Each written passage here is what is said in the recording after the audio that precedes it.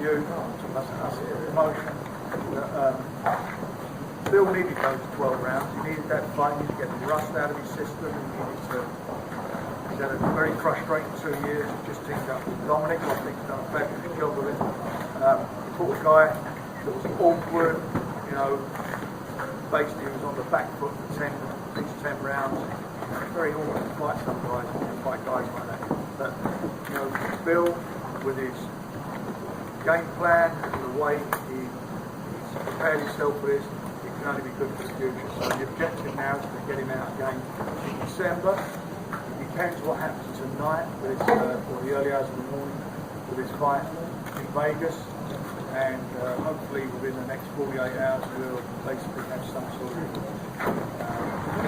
decision where we're going. Worst case scenario, God forbid either of them, the winner gets badly injured, or they're not available to fight. Bill will fight again in December. He will be active, he will be out again in December. I know he's already spoken to Dominic, so he's going to get in the gym again very quickly to make sure you get yourself in the best possible position. You can't let now this slip. His mission accomplished tonight. This was a very important fight, a lot of pressure on him mentally, and he's done good. Any questions for Bill? Yeah, Bill, how would you assess your performance?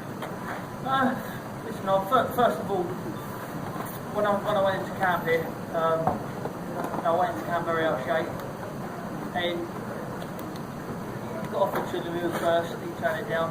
Then I went to Willie Monroe, and I watched Willie Monroe, and I thought, I've got a long way just to get down to weight, for a long way. And I thought, I'm a slick boxer, I thought, it's going to be a tough test. But myself, I felt I handled him with ease. I'd done what I had to do. But there was a little bit of ring rust. To be honest, when I first went up in Sheffield, I thought it was mission impossible. I thought I've got 12 weeks to get in fit and to lose weight. But I've got to take me out of the John and the team. I just put all my trust into the team. Got me super fit, done stuff I've never done before. And in the rounds today, I felt I'd done the rounds well. It's just I got a little bit lazy in some rounds because there was nothing happening. And, you know, Frank's been banging on what's next, you know, putting in the ear what's next. So I know the big ones, you know, on the horizon. And when you're fighting someone like Willie Monroe Jr, you know that the one after is potentially millions and millions of pounds. There's a lot of pressure on you. I don't care who you are. There's a lot of pressure. And this was probably one of my most pressurised fights I've had, with a bit of ring rust. But proved it again. The main thing, it was a big improvement from Scotland. So that's behind me now. I can put them demons away. I know that I've got full and plenty left in the tank. There was stuff I wanted to try tonight that, you know, it takes two to tango. And if someone's running away on the back foot and he's an awkward boxer, he's sharp, he ain't got that much power. But every time I wanted to meet him in the middle, you know, one of us had to go to our left, dip down to the left. It's a little bit sloppy, but yeah, you know, I've got the win. Listen, everybody knows in boxing, who knows boxing. When two slick southpaw meet each other, like me and Andy Lee, we managed to meet each other a couple of times, and I come off trumps. But me and him tonight, he wouldn't commit to work a couple of times, and I got a bit excited. But by Dom screaming in the background, don't go, just walking, touching down. I was listening to instructions and got through the 12 rounds. But if it wasn't for the Ingles up in Sheffield, I believe I wouldn't have made it here tonight. I think that I would have done things wrong, as I usually do, and would have messed it up a little bit. But I knew I couldn't afford to with Willie Monroe Jr. People need to don't forget that when he boxed Golovkin, he had a lot of success, even though he got knocked out in 6 rounds. And if he would have engaged with me tonight, how he engaged with Golovkin, you know, perhaps, you know, I would have fought him, but it wasn't to be. I beat him comfortable and got the win, so that's the main thing. The cut looked like a sore. Do you know what? We clashed heads in round 4, and I couldn't see. I was completely like blurry, like someone chucked salt in my eyes or something, like looking underneath water. And I thought it was Vaseline in my eye. I tried to wipe it, and when I realised it was blood, I just had to keep away to the end of the round. I couldn't generally see it. Simple. Either blood or hair gel, I'm not too sure, because he was putting hair gel in his hair before he went to the fight. I think that's what it is, to be honest. I borrowed Dom's hair gel. He's getting a shave next time. He's getting a shave. Yeah, no, but listen, I couldn't see, but he's done a good job in the corner. I thank my old team, thank my sparring partners, thank the whole complete team, because everyone was behind me from all the boys down there. And it's my name, I'm the boss. No, it's only a little nick. That's all that is. It's nothing. But first of all, I couldn't see any blood at first, and obviously that's a bad sign. So I thought, well, I can't see anything. So there's got to be blood somewhere. But I carried on, and I got caught with the jab, and I seen then the blood fall on my glove, and I thought, all right. But then I went completely, my vision was gone, and got me sorted out, and I was back to normal, giving her a fight. Your son's apology, had you planned that from yesterday, or was that spurred? No, I'll tell you what happened. Listen, obviously he was there. He's a young kid. He watches YouTube. He's seen me go off the day before. He's seen them all around me. He didn't like it. But I've always taught him that if anyone puts their hands on him, or anyone hits him, to retaliate. I think that he overstepped the mark a little bit. He apologised, did you, Steve? And it won't happen again here.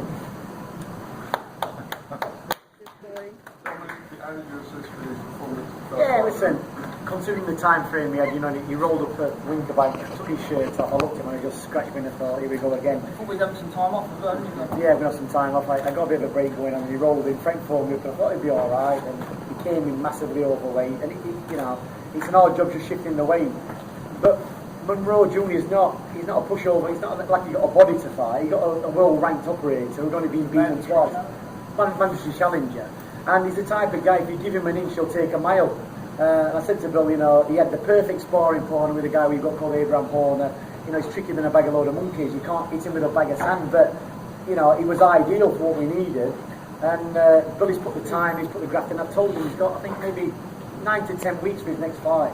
If he doesn't come back in the gym by the end of next week, I'm just going to say to Frank, don't give him that fight, because we're not going to do a 10-week camp. And he can continue his camp on, but if he has more than 1 week off, I'm just saying to Frank, leave him, because we're not going through that again, a 12-week, crash plan to get him to this point. So if he wants to, if he's honest about what he wants to do, he's got to put it all behind him. He's had the time messing about and messing about with his mates. It's time to knuckle down for the work, because on that performance tonight, he wanted to beat Canelo and he wanted to beat Golovkin. That's the warm-up, that's the pre-training camp. He's got to take what he's got now and improve on that in the next 10 weeks. Fight, whether it's Golovkin or Canelo or another fight.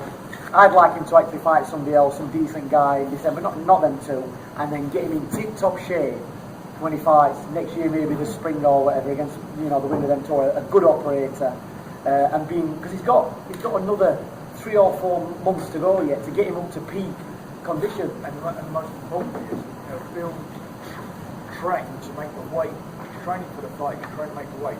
Now it's about training for the fights. Not worrying about getting that weight. That's what it's about. Training to be at its peak. Obviously, Dominic, you've had Kel working with Golovkin and Billy Joe. How does he fare against Golovkin? Well, listen, Billy's a middleweight, isn't he? Today, taking Billy on the pads, I was thinking, there's not much power there. In the build up to the camp, but Billy's very conservative what he does, even with sparring partners. He never goes full out, he never puts everything in. But tonight, warming up in the changing room, you could feel there was real snap and power in his shot. He nearly took my head off with his shot. But he could, he put Monroe into his shell. He clipped him with a couple of decent shots, and Monroe was in his shell. And he never came out of it, and he took his chances. He waited and waited, because I can tell their plan. I've looked at his worst fight, when he starts running out of gas in the later round, and thought, we'll wait, then we'll jump on him. And when they tried to jump on him, Billy clipped him a few more times, and he kicked him back into his shell again. That was the game plan. That's what we said from the off. He's going to try and save the early rounds, jump on him late when he starts to gas. But he didn't gas, he got plenty in the tank. So, he's got a lot of work to do. Billy Joe Saunders tonight wouldn't have beaten Canelo or Golovkin, we know that. We're not stupid. But he's got more work to come. He can do the work, and he can improve massively. Kelbrook had a great game plan against Golovkin. He was coming up from a lightweight. Billy's a proper middleweight. There's a lot more to come from Billy Joe Saunders, and I think hopefully these two knock the stuffing out of each other tonight, Golovkin and Canelo. They'll be bashing each other up, and they're not able to box till next year. And Billy gets another one in, and then Billy comes in and picks up the pieces afterwards, because I think that's what kind of fight it's going to be. Billy, would you like another fight before you fight Ryan? If if you wait up from 2015, I boxed Andy Lee, then I boxed again in December 3rd in Scotland. I wouldn't call it boxing. Then I boxed tonight again 9 months later. I would love the opportunity if it arose and it was only December I could get, then I'm not going to pass by on that. But ideally, you know, if I personally don't think they're going to be ready for December anyway, my personal opinion, especially not Canelo if it weeks. I've heard Canelo's already in talks with Amir Khan, so he's in talks of that overlooking fight tonight in Golovkin. Means maybe Golovkin might have it in December, but I would rather that because Golovkin's 36. They put him straight back into camp, put me straight back into camp, and just Golovkin's name alone will bring another 25% out of me. Just his name alone will bring 25% out of me. Tonight, again, I was in there tonight, and I knew that natural ability, I could beat a world-class opponent on natural ability. So I had that little bit of fitness there tonight, but I know there's loads more improvement to do. I see these all working in the gym, see all the boys working in the gym, see the way they operate, and I can only go up. And I'm looking forward to the journey. But if they're not ready, then but most definitely I want to be out again in December. Who do you actually want to win that fight? You said I want Golovkin to win because he's the invincible man. Dom's been up against him before. He's had a close eye on him. Kell Brook had a good fight with him for 6 rounds until his eye went. So you know that all them advantages come to my favour. It's 35, 36. You know I'm 28. If I'm not going to beat Golovkin now, I'm never going to beat him. And I've always said when I was 24, 25, I said, listen, I want him in 18 months' time, and not to get more experience, to mature probably as a man. I feel that I'm maturing now, I'm punching a lot harder, and I know I'm going to beat him. Just on the wheel alone, and his name alone will bring an extra 25% out of me. Will you wait until that fight? I'm not waiting around for listen, I'm not waiting no more. I'm not waiting around, like I say, I've said this before to my dad, I'm not waiting around for nobody now. If them fights don't come, I want to be out in December and I want to be out again in February. I'm 28 now, I want to be out of the game when I'm 30, 31. You know, I don't want to be in it for years till 35, 36. I want to be 31, I've got a family, I've got kids. You know, I just want to earn what I can earn. At the minute, while I'm in love with boxing, I want the fights because at the minute I'm back in love with it. Bill, firstly, congratulations on the win to UFC. No secret you want either Golovkin or Canelo. Frank, what's been the hurdle before in trying to make either of those two fights? They sent us the contracts, and the problem was after the Jacobs fight, they didn't want to fight. The fight thing came about with Canelo, and I think that came about because of the Jacobs fight. They see his performance in that fight. They got to see a chinky in the armour, and it was the time to take it. Now they've got said a million times, he's probably one of the most active of champions. He spends all that time in the gym, he's constantly working. And maybe that fight he looks a bit stale, so they didn't want to risk it. And we had it all done. He was going to fight in Kazakhstan, it was on their expo that they had. So we had the contracts. Bill signed it, they never signed it. There's no excuse now because when I went to the press conference I was out of shape. They told me I looked overweight, get in shape and fight. I'm in shape now, I'm ready to fight, good luck to them tonight, and whatever one wants it next, I'm willing to go, I'm game. At the end of the day, they want to be unified champions. They can never be unified champion without that on the line. So they can't go down the history books without that on the line. I'm willing to put it on the line. Are you prepared to travel for that fight? Listen, my dream is to fight for all the titles in Las Vegas in America anyway. I would love home advantage. Frank, I'm sure Frank's very good. He's very good at obviously doing that. He's proved it time and time again. But if it meant going to America to unify his vision, this dream come true. You know, we'll see all my sons once we do that and hopefully inspire them. Bill, say you have another fight in December before that big one. Do you know if it would be a voluntary or mandatory defence? Well, I'm not bothered. Listen, bring whoever it is now. Listen, the movie kept all about shouting over my name. I'm sure that he said he had a bad hand or he was waiting for Miguel Cotto. Listen, everybody wants to fight me, but when I'm in shape, it seems that no one don't pick up the phone. No one wants to ring me when I'm in shape. When I'm fat, out of shape, then yeah, you know. But it's time for the talking to stop now and get the work done. So I'm in shape. I will continue being in shape and ready to get it on. Francis, come back here. Come back to Billy Joe. We'll probably get a date. Wait, man, it's not going to be somewhere else. I want him to play, so he wants to dominate. There's some big names out there. Khan's boxed before at 160, Amir Khan. I would love the Amir Khan fight, me and him. What a fight that would be. Where Bill's at now, he could get down to light middleweight. That's not a joke, that's not a lie. He could get down to 11 stone. What he's done in 12 weeks and getting to 11 and a half, with a long camp, he could quite easily get down to 11 stone. He could be a big light middleweight. So there's some interesting fights to be made from light middleweight to middleweight, even to super middleweight, if he does as he's told. It's all down to Bill now. If he can do as he's told, commit to the training, realise this is his full-time job, not something he does for a couple of weeks, has a fight and then disappears for 6 months. He's got a time frame in his mind. He's 20, he's got 3 years left. And if he's going to work, if you're going to fight for 3 years, he's got to train for 3 years. He can't be having time out.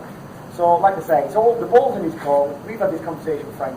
If he disappears for more than a week, then forget December, and he's back to square one again, and maybe going to miss a fight next year because he'll blow himself up. So it's all down to Bill. It's all in Bill's hands. If he wants to mess it up, he can mess it up. If he wants to go on to bigger and better things, it's all down to him. So, you know, there's a good wide amount of opponents he could pick from 11 stone to 12 stone if he wants. Bill, would you consider Khan? Most definitely, listen, Khan's boxed at 160 before. You know, I've stood beside of Khan. I just want a good fight, big fights. You know, that's what I'm in boxing for now. I want to fight him, get me up. He's a very good name. I rate him. I've watched him for years and years and years. I know him in Kelbrook. You know, I haven't got it on. He's a stable mate of mine. But if Khan's looking for a big UK fight, then I'm willing to fight him. I'm willing to fight anybody at all. But I just want to stay with him. No, he's a stable mate. I can't fight Kel. We'll have enough fights in the gym there, Kel, I suppose. We'll let you know how we'll get on. You said on Thursday you were kind of inspired by the boys at the England team who box on a Saturday and turn up on a Monday. When are you going to be back?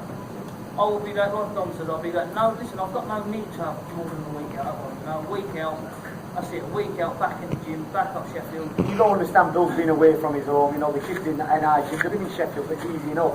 You've got to have a bit of downtime, you've got to have a week off. You don't need longer than a week off. You can take the dogs a walk, ride his horses, you know, run around the fields, whatever, do a bit of lamping, whatever he wants to do. You know, after a week, after a bit of roadkill, after a week, that's it. After 1 week off, you know, what do you need to do after 1 week? It's just wasting time. So you can have a week off, spend some time with his kids, and he's got to be back in the gym. There's no excuses, that's his job. If you're all working and you're all doing a job, you might get 2 weeks off a year, holiday or 3 weeks. You understand? You're putting in 40 weeks of graft. He's, sitting around for 6 months, twiddling his fingers and